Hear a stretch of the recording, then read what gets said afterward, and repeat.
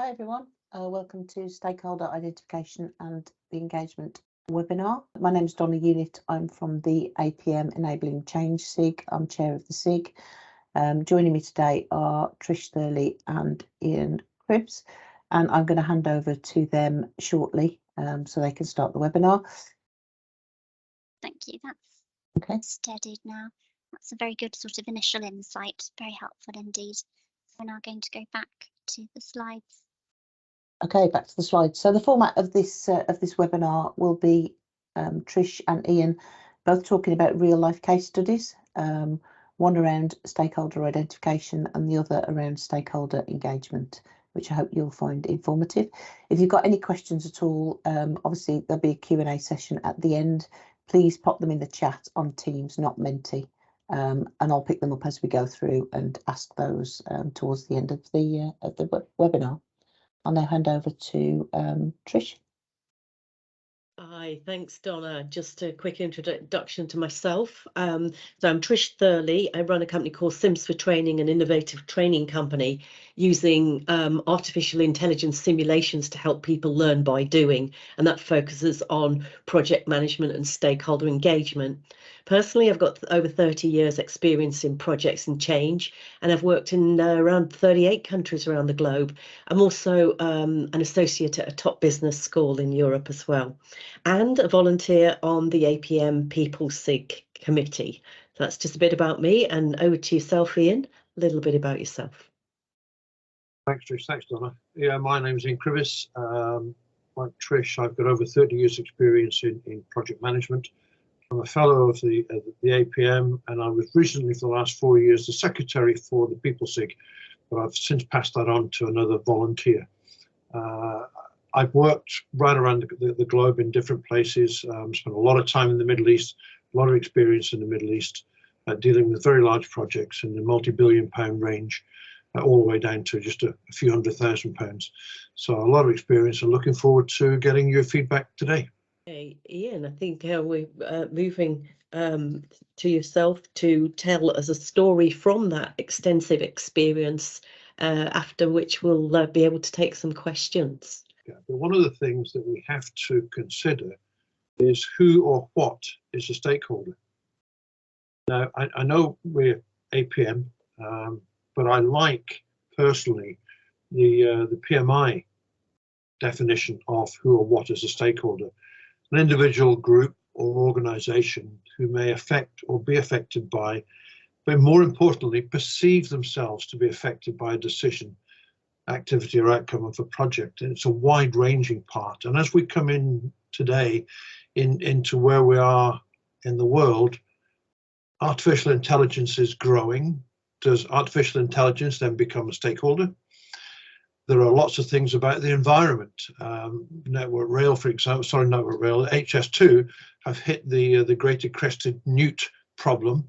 So is the greater crested newt now a stakeholder because they are affected by the outcome of the project? So how do we then engage with the greater crested newt to find out, or the AI to find out what there are? I'll leave you to think about those as we go through today. The little case study that I want to give to you, when I was working in the Middle East for a very large organization, I was asked to try and re-baseline a multi-billion-pound project. It had gone slightly wrong. It was a two-phase project, and in phase one, it went very, very well. But between phase one and phase two, a small paragraph in a very vast contract had been changed. And it changed the delivery method of the project. However, senior people within the company either didn't recognize that as a problem or ignored it. So when we came to phase two, the customer said, no, this is not what we've got in the contract. We want it done as we've got in this contract with this particular change, which would have been an immense amount of work to put it right. And they were looking at walking away from the contract. And when you've got a customer that's going to walk away from a multi-billion-pound contract, it certainly focuses people's attention on trying to get it right. Because I had quite a good relationship with many people within the customer base at the time, I was asked to go in and negotiate a rebaselining of this contract. The first thing I did was I went along and I had a look at what the change was, realized what the change was, and then I went about and tried to identify who I conceived to be considered to be the key stakeholders within this both within the company and within the client base, the customer base. And I did myself a little stakeholder map of where I thought. I went and talked to some that I'd identified, got some ideas from them. Most of them seemed quite keen on it. Let's get the project up and running. So I didn't perceive there to be too much of an issue. I eventually found out who would be the key stakeholder within the customer base that would have the yes or no decision, would he accept the rebaseline or not. So I went and spoke to his assistant, and his assistant said, yes, come and see this general, we'll get it sorted out. So I drove up to see this general for a 40-minute meeting, and it was a 4-hour drive one way and a 4-hour drive home. So I got in front of this general and I said, okay, this is what we're going to have to do. Appreciate there's a problem, sincere apologies, etc. This is what I recommend. And we got about 10 minutes into the meeting when he said, get out and don't come back, you're sacked. And that was it. So I got on the phone to my wife and said, pack your bags, we've been sacked, we're going home tomorrow. By the time I got home, his aide had phoned me up and said, don't forget, the general wants to see you again next Sunday. So the following Sunday I drove up. I got a little bit longer than the 40 minutes. I got to probably about 15 or 20 minutes this time before he sacked me and sent me out again. And this was ongoing. But what I was noticing was that as I was going through the detail of the rebaselining and how we could bring the whole project back on track, he would phone somebody on his mobile phone. Now, this was in the Middle East, and this was an Arab customer, but he was speaking in English to somebody at the other end. I couldn't work out who was at the other end, and I couldn't hear their conversation. But it was shortly after that bit of conversation, he would say, no, get out, you're sacked, don't come back. And this went on week after week after week, and I would drive up for 4 hours, have a meeting. Sometimes it lasted longer than others, and at the end of it was no, get out. I asked him who this person was he was calling, and he wouldn't tell me, none of my business. I'm the one that you've got to convince. So I started to dig around. Talking to other stakeholders within the customer base and within the company base, and I eventually found out who he was talking to. It turned out it was a guy that used to work for me and actually lived 3 doors away from me. Now, what relation he had with the general, to this day, I don't know. But he was saying, no, don't accept it. The general was saying, no, don't accept it, get out. Now, thing is I didn't know who he was in that context, and he didn't know it was me at the other end getting sacked every week, and yet we lived 3 doors from each other. So once we found out where we were on all of that, him and I decided we would sit down. We wanted this project to go ahead for a whole host of reasons. So he and I then started to work out how we could get everything back on track, bearing in mind we had to get the general back on track. So I would say to Alan, this gentleman, look, I'm going back up on Sunday, and this is what I'm proposing. Now, what in here don't you like or don't you agree with? And we would find out what this Alan didn't agree with, but what he would agree with if he'd said no to that part. So I would go in and see the general. I would say, look, this is the revised baseline following from last week. And he said, make the phone call. No, I don't agree, but can you change this to this? Now, we'd already agreed this with Alan, so yes, we would change that. And this went on for 3 or 4 months. And at the end of that 3 or 4 months, we were very close to getting the rebaseline agreed by everybody. And the general leant back on his chair and he said, how many times have I sacked you now, Ian? And I said, every Sunday for the last 3 or 4 months, General. He said, well, let's make it monthly from now on, shall we? Which showed that we had broken the back and we'd got this relationship working. And by the 4-month point, we got the rebaseline agreed and sorted, and the new bits of the contract signed off. And we were up and running. And the project ended up as a great success. Alan was always a thorn in my flesh, because if he didn't agree with something, he would just phone the general, and that was it. The whole program would stop again. So for part of about 4 years working with Alan doing this big project, I also had to make sure I kept him on side as well. So where would I put Alan in the stakeholder process? He was a key stakeholder that I would never in a million years have identified as even a stakeholder, let alone a key stakeholder. How did I find out? A little bit, and it was interesting to see your answers on the Menti there about, you know, is it a science, is it an art, is it luck, is it a bit of everything? And I suppose in a lot of ways it was a bit of everything. I mean, I narrowed it down that he was talking to a Brit, therefore he had to be talking to a Brit that was in the same company as me. So therefore that sort of narrowed it down.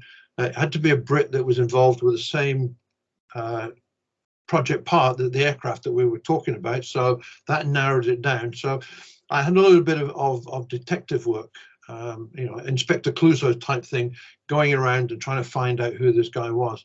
So yes, there is a science, there is an art, there is luck, but primarily there's a bit of everything in there where you've got to do that. That's from my perspective a little bit on there. And it was a lesson that I learned very quickly was when you're looking at who the stakeholders are, it's not, the key stakeholders aren't always the one with the power, with the checkbook. Somewhere down the line, they might have an advisor that they want to bring on board to give them advice before they say yes or no. And it's finding that person or those people that will help you. And that does take an awful lot of digging in around. What would I do if I was looking at this again, and what I do now in my new job? The first thing I say is, you're one of the key stakeholders. Are there anybody else in your organization that you would like me to involve in making this decision? And try and wean from them who they might be seeking for advice and guidance on how to go forward. You're not always going to get it, but at least you've asked the question, and you can then keep working on that. So that's a little bit of the case study that I had. I was very pleased that it went well. In the end, the customer was delighted with the end product, and went on to buy an awful lot more products from our company. At lots of millions of pounds worth of deals. So I was very happy with that. I didn't get a bonus, but I was happy with it anyway. I've seen a few comments come in, but I've also got a question myself. So Rachel's saying it's about curiosity and the ability to do research. Somebody else was commenting that it's very similar. They're working in the Middle East, and it was very similar to them, you know, sort of same sort of scenario. Any more questions coming in? And I'll ask my question while I'm waiting for you to type your questions, and I'll relay the questions because I can see the chat here. So I was going to ask Ian, you know, sort of it sounds like it was a great deal of detective work, but are there some hints and tips that you would have given your younger self, looking back now with a great deal more experience behind you? What would you have told your younger self? Again, it is not to concentrate on who you perceive to be the person in power. And if you're not careful, you tend to see the senior person within the customer base or within the company base, or the person that holds the purse strings as being the key stakeholders. But what I learned from this, and that's not always the case, you really do have to dig down deep, especially if you come across this. I mean, I should have started it much earlier when he started talking to somebody in English. I should have been a bit more diligent in pushing to find out who that was at the very early stages of going through. I thought it might have been a one-off phone call or 2 weeks at the most, maybe 3. When it started to go into over a month, it was obvious he was taking a lot of advice from somebody. And that's, I should have been a lot more diligent earlier on in the pace of that, by saying, okay, General, you're obviously taking advice from somebody. Let's all get together, get round the table, cup of tea, cup of coffee, and try and work this out. It's pointless just ping pong ball backwards and forwards. And I should have been a bit more diligent in doing that. And it's a lesson I certainly learned from myself and pass on to other people when I'm talking about stakeholder engagement and how to engage with your stakeholder. The biggest thing is building a rapport with your stakeholder so that they trust you and you trust them. Yeah. Jackson, oh, so it could be George actually. Yeah. I'm not sure of the name. Is asking, did you have to change your approach when consulting different stakeholders, i.e. the way you conducted yourself? Yes. When you're building this rapport with stakeholders, some become very amiable and want to help, want to move things forward. Others become very stubborn. And there was a classic where we had arranged an element of training to be carried out at a cost to the customer. But that training, the way that the project ran, it ran past the point where that training was required. So we didn't carry out the training, but we'd never been paid for it anyway. And I was in a very, very large meeting with some very, very senior people, both the Ministry of Defence, both the customer and the company, when I said to the senior prince at the end of the table, can we cancel that bit of training? And one of the stakeholders I knew very well, and he said, no, we want our money back. I said, but you've not paid me. And he said, that's not the point. I want my money back. And with it was just on pass. And how did I change my? I walked the plank on that day because I bought a coffee on the way in, and I had 62 pence in my pocket, and I walked up the horseshoe with about 150 people on this, and I put the 62 pence on the table to the finance guy from the customer, and just said, "Keep the change." I had a feather hit the carpet at that point in time. But the prince said, enough, that's it, finished, cancel the training, stop this nonsense. But yeah, I must admit, I was sweating when I did it. But it's just changing your approach. You've got to gauge each stakeholder in their own environment and their own right. Find out what their concerns are, because there'll be something behind their negativity. And it's finding out what that something is that you can address. And I get them out of the office, get them rent a coffee bar, sit and have a cup of coffee and a sticky bun. That works wonders. We've got a few more questions coming in now, Ian. He said, how do you do effective research if you can't engage directly? So if it includes a sector rather than individuals? Again, there will be somebody within that sector that will have the power or the ability or the responsibility to say yes or no to what's going on, or to put challenges up. And it's engaging the sector, but it's through that sector finding out who these key people are. Remember, they might not always be the ones at the top. They might be further down the chain. I appreciate that a sector is much bigger, but you then have to go in and find out who they are. I've worked with defence industries. I've worked with the Ministry of Defence. I've worked with universities, and it's a case of finding out who can say yes or no, who can say that'll work or that won't work, or I'm happy or I agree or I disagree, I'm unhappy within that sector. Got a question, well, a point from Beth Parkin. In hindsight, do you think you should have been made aware who the advisor was if you asked directly? Yes, I would have liked to have been. And I was disappointed that I wasn't. But that's the nature of some stakeholders, especially in the Middle East, is that to them, power is power. And you know, whilst he held that power over me, that he thought he could get more blood for his money in rebaselining this. He could get more given to him because there'd been a mistake by the company in not recognizing this change in the contract. He was not going to give me any leeway of finding a way out of this. It would have been nice to have been given that. And when I did find out, he was quite amused that I'd taken the effort to go and find out. And he soon worked out that this Alan and I were conniving to actually get him on side. We soon worked that out, and we all had a good laugh about it afterwards. But it was just, yes, it's nice if people are upfront with you, but they're not always. Sure. The life of a project manager. Got a question from Carsten. Different egos and cultures take a special approach. Ian, did you prepare before you were deployed abroad? Yeah, because when I was working here in the UK, I was actually teaching aeronautical engineering for civil aviation licensing, and a lot of the students that I had were from the Middle East and North Africa, Libya, for example.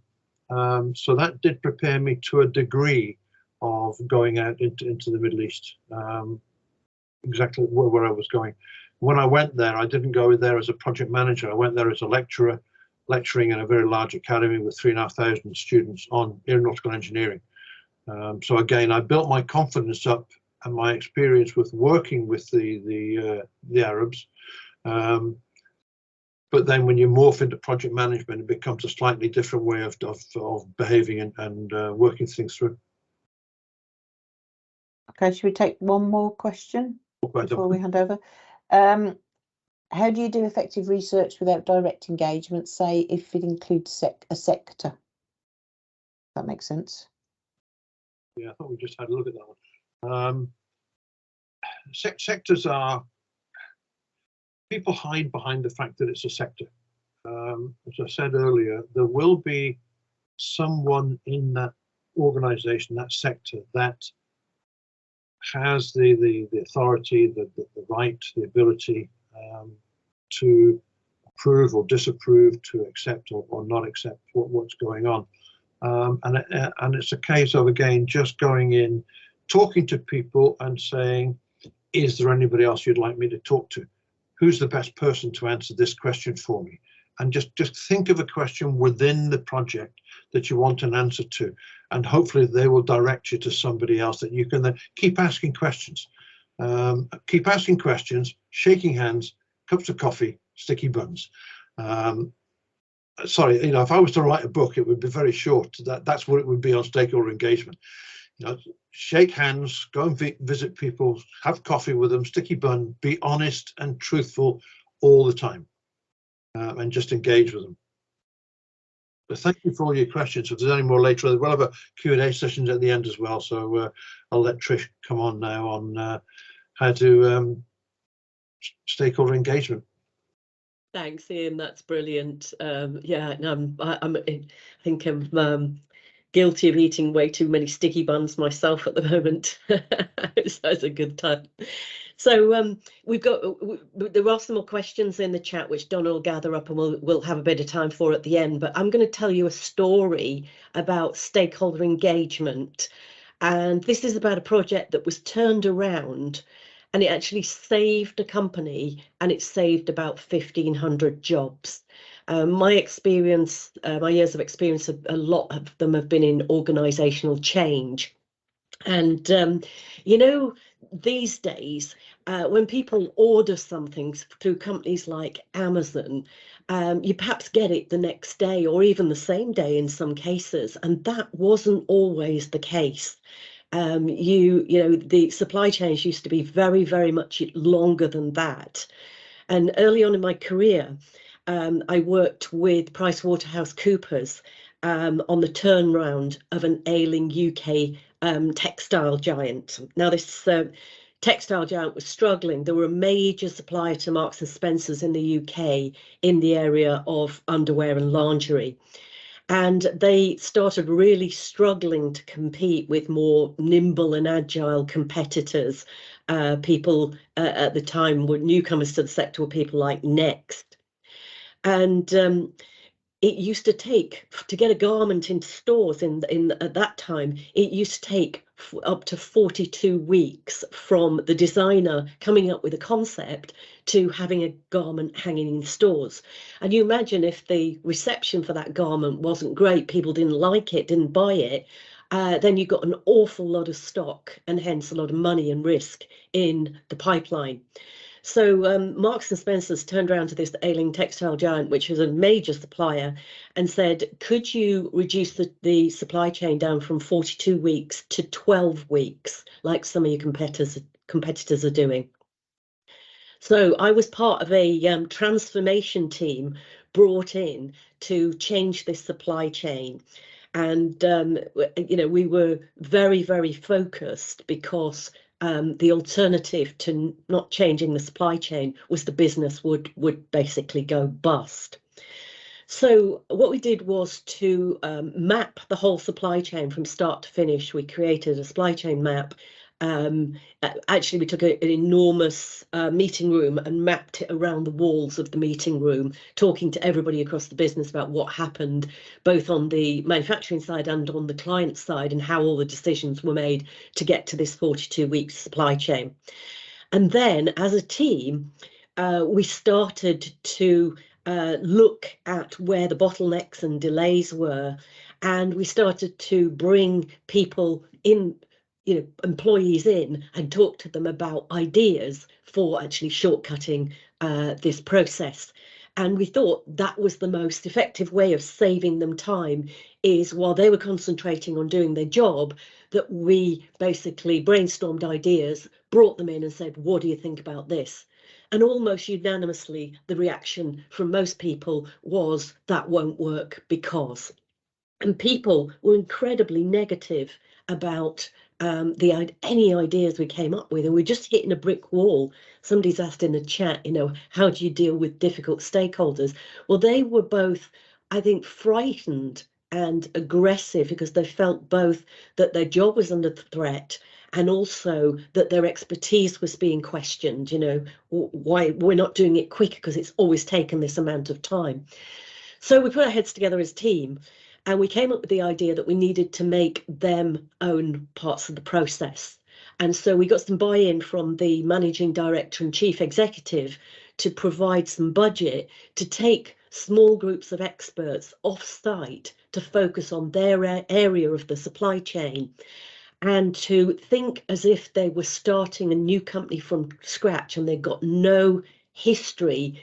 How would you do it if you didn't have to do it the way you've always been doing it? And with some encouragement and lots of sticky buns and lots of coffee and some other goodies that was provided, they came up with some amazing ideas and started to get really excited about the potential for actually cutting this supply chain down. And not only that, as they started to feel a sense of ownership for their piece of the supply chain, they were then ambassadors to go back and talk to other areas of business about what we could change and how we could change it. And our job was just to give them encouragement and freedom and get them time off to actually go and think rather than just do the job. And so they rewrote the whole supply chain, and we eventually got it down from 42 weeks down to 11 weeks. And that was able to save this textile giant, and it reinvented itself from that point onwards and became a really great supplier for Marks and Spencer's. So there was, lots of lessons that came out of that, and I'm very interested to hear your questions. But definitely, I learned a lot about dealing with difficult stakeholders, and also how people behave when they're frightened. And often change does frighten people, even if the alternative to change is the business actually going bust and then losing them their job. The fear of change paralyzes a lot of people in the early stages. And so getting to know people and getting to understand where this fear is coming from, just getting to know them more as people, helped to unlock some of the things that would overcome that. So have we got any questions coming up in the chat there, Donna? Yeah, we have. We've got, are there any good tips for getting people on side or buy-in? Yeah, for me, it's really understanding more about what makes them tick. So getting to know individuals as people, and this is where the going for coffee comes in, is the more you understand about a person, maybe where they've worked, maybe they've been made redundant a number of times before, or maybe they've had this job since they were a new in the workforce, and they've worked here 15 or 20 years and know nothing else. Or maybe they've experienced really bad behavior from previous management that has made them very cynical or suspicious of any changes. So once you kind of can get to build a little bit of trust with the person as a person, and that comes from just getting to know them as a person and leaving the project on one side until you've built a little bit of rapport and trust, and then they'll start to open up to you. Okay, another couple of questions. What are early signs that stakeholders are not buying in? If you're physically in their presence, the body language is a big giveaway. The folded arms across the chest, the scowly face, the raised one eyebrow, head on one side, and that do me a favor type expression. Sometimes people can interrupt while you're trying to explain or share ideas immediate, that won't work because, or whatever, or they can just be kind of disinterested, as in playing with their phones or chatting behind the hand to somebody else, the sort of muttering behind their breath. They're all good signs. It's kind of waves of negativity coming across the room at you. It's quite intimidating in lots of ways. Trish, I think on that one as well, it's having difficulty in getting them to talk to you and getting them into a meeting. It shows that they're not interested, or they have a real negative outlook on the project or the change. I think that just trying to get a meeting with them can be very painful at times. Yeah, and in this case, they were under a 3-line whip to attend our meeting, and that meant that people came with quite an attitude, is I'm giving up my time, I'm really busy, and I've been told to come to your meeting. It wasn't an auspicious start. Definitely providing nice refreshments, and also starting off with a little bit of empathy and thanks, and really appreciate you giving up your time. We'll be as brief as possible. We really value your input. We can't do this without you. Was very important to make them feel valued and listened to. Good point. Another interesting question. So how do you know if someone is just being negative, or if there are genuine reasons why the proposed outlook will not work?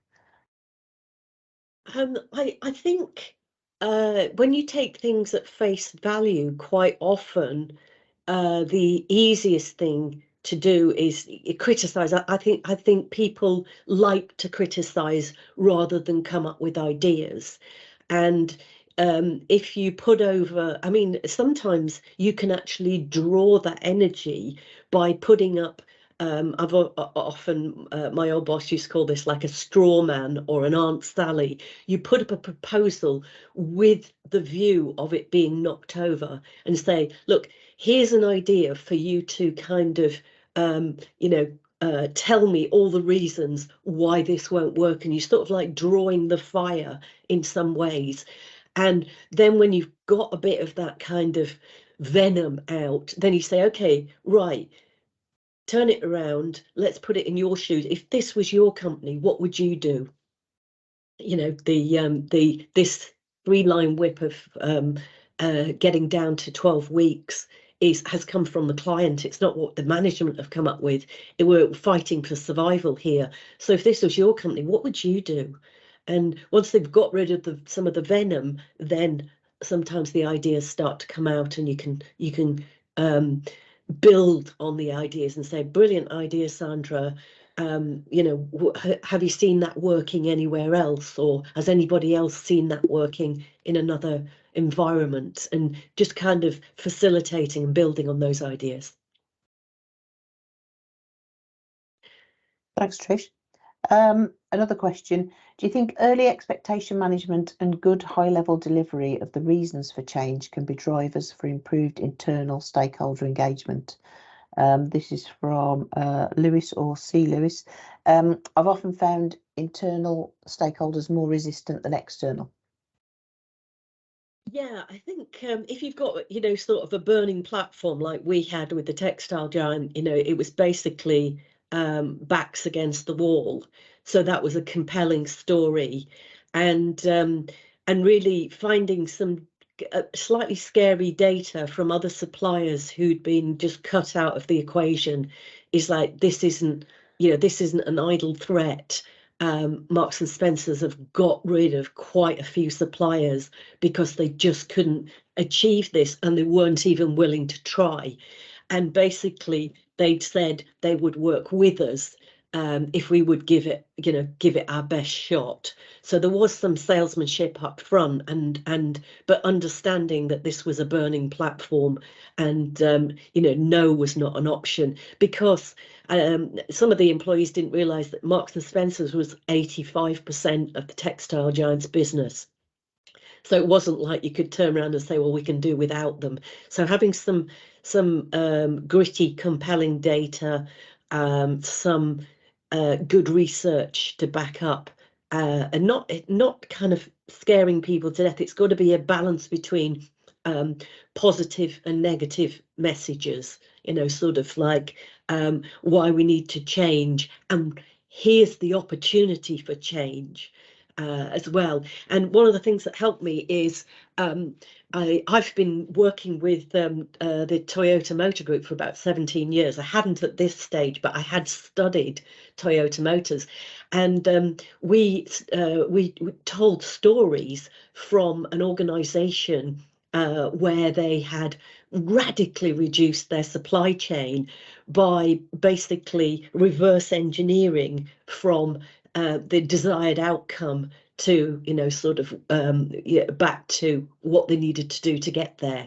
So rather than starting with 42 weeks and trying to crunch it down, was basically saying, right, if the sky was the limit, there was no object, this is how we would do it, and we'd reverse engineer. And you say Toyota were masterful and still are masterful at that, and it was great to be able to draw on experience from different industries in doing that.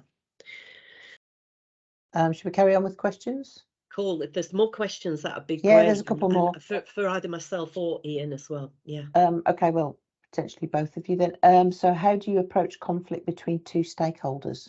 Interesting question. Yes, I suppose that Trish and I've come across that once or twice in our life. Conflict between stakeholders. And it comes back to getting them as an individual, finding out what their concerns are, either with you as the project manager or with the other stakeholder, purely in strict confidence, to find out what it is, and then go and speak to the other one. I had a case where we were looking at doing some training on something that was based on the Toyota principle of cutting contract length time down on the overhaul of an aircraft engine. One wanted it done one way and one wanted it done the other way, and it was just getting backwards and forwards. I would have to change the documents every time I went to a different key stakeholder. He wanted the document changed into his way, went back to the other one, he wanted changed back in his way. And in the end, I just I arranged a meeting with each of them individually in a room that wasn't their office. So when they both walked in, neither were expecting the other to be there. And I closed the door and sat them down and said, gentlemen, this can't go on. We're not going anywhere. Can we now sit and resolve this? I've ordered tea, I've ordered coffee, I've ordered biscuits. Let's sit down. And it took an hour before that their negativity started to break away. And we actually got down. But you've got to have a rapport with them before you do that. If you do that and you don't have a rapport with them, you're on a hiding to nothing, because not only will they have a go at each other, they'll both tear you from limb to limb. So it's a case of getting a rapport with them and then taking that step and saying, enough, gentlemen, ladies, let's get this sorted out.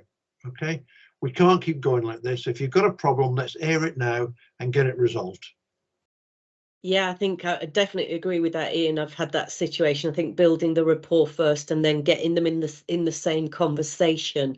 If it's desperately acrimonious or potentially violent, I've even resorted to bringing in a third-party professional mediator, and there are quite a few dispute mediators around who are professionally qualified in how to deal with this conflict. That's quite an extreme situation, but if you know, if this is holding up the entire project, you're going to escalate to your senior sponsor and ask for some professional help with this.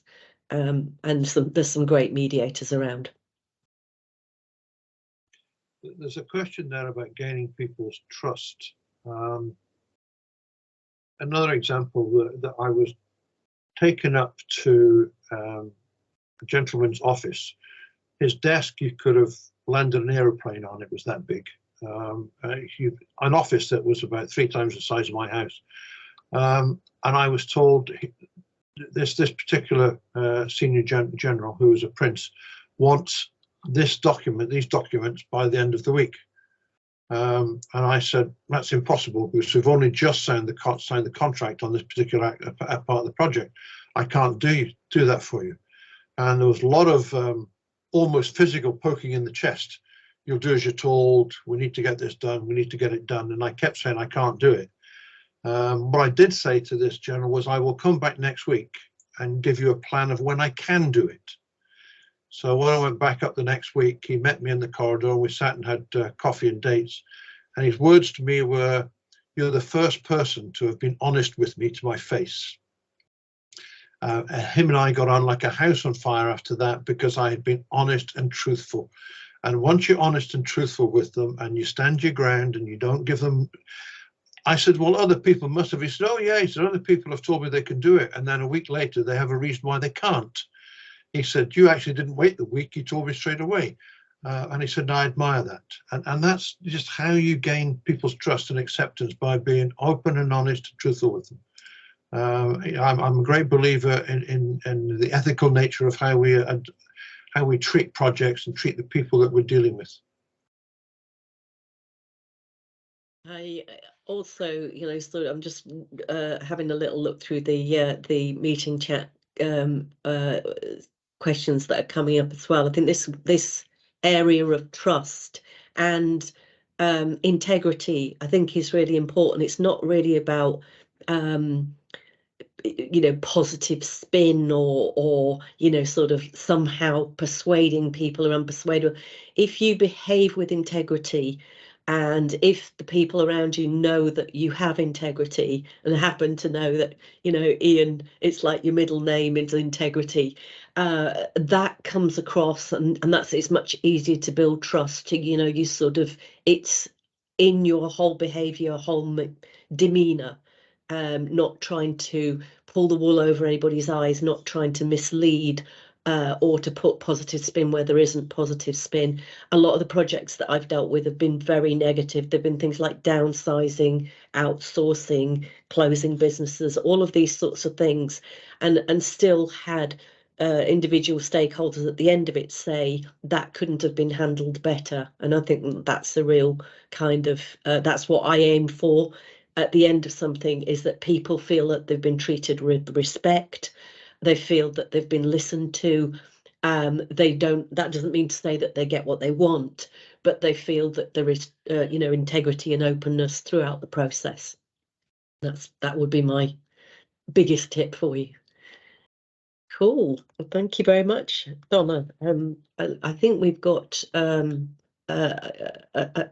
finishing quote. I know we did the Menti poll earlier, so we've had the Q&A at this point. So we've got a closing quotation, and then I think Maya's got some information about future events as well. So here we've got a final thought here. Ian, did you want to speak to that quote? It's something I sort of I plagiarized just a little bit. It's a quote I came up on something I was doing the other month. It is that 100% of people are potentially stakeholders. No matter where you are or who you are, you're potentially a stakeholder for something.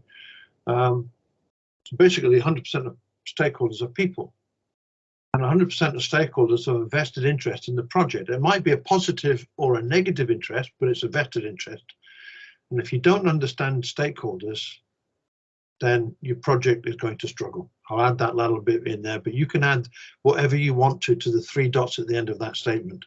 I learned very early on in my project management career, if you don't understand and engage with your stakeholders, you're on a hiding to nothing trying to get your project to go forward. Please remember AI. Yes, I do remember AI, and I know Maya's going to come up with what's on shortly. There is a half-day event going to take place at Sutton University on the 17th of May. It's a half-day event, Oxford-style debate, and the first question is: stakeholder engagement is not required. Debate. So keep your eye open for that. That'll be the adverts for that will be coming out soon. More than welcome to come along to that and make your case whether stakeholder engagement is necessary or isn't necessary. Great interaction through the chat, everybody. Thank you, and thank you for your very kind comments. But I'm sure on behalf of all of us here, we'd just like to thank you for your contributions this evening. Without your contributions, we just sit and talking to each other. We do enough of that as it is. So having your contributions, your questions, and giving us the opportunity to expand on some of our knowledge and pass it on. Thank you very, very much for your attendance and your engagement.